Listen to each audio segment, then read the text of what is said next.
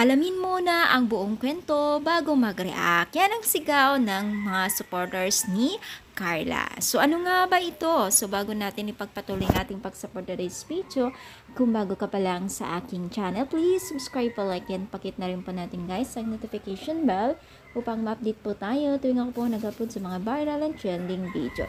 So alam niyo ba guys na itong si Carla ay maraming pong nambash na naman po sa kanya dahil nga po sa mga kaganapan na hindi na naman pong inaasahan, na hindi naman po alam pa ng mga buong istorya.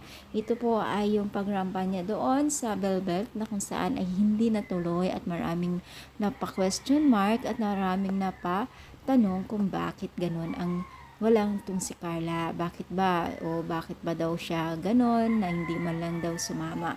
Pero sa totoo lang guys, kung nakikita natin tong larawan na ito ay sa mga dahilan or ito yung pinakamadahilan kung bakit hindi naka-attend kasi siyempre prioritize mo na ang kalusugan ng kanyang pinsan na si Arjen na kung saan ay talaga naman pong hindi na naman, sumumpong na naman ang kanyang sakit na asma. Nako, 'di ba? So ang hirap talaga yung kalagayan ng pinsan niya na talagang talaga laban talaga ng kanyang karamdaman.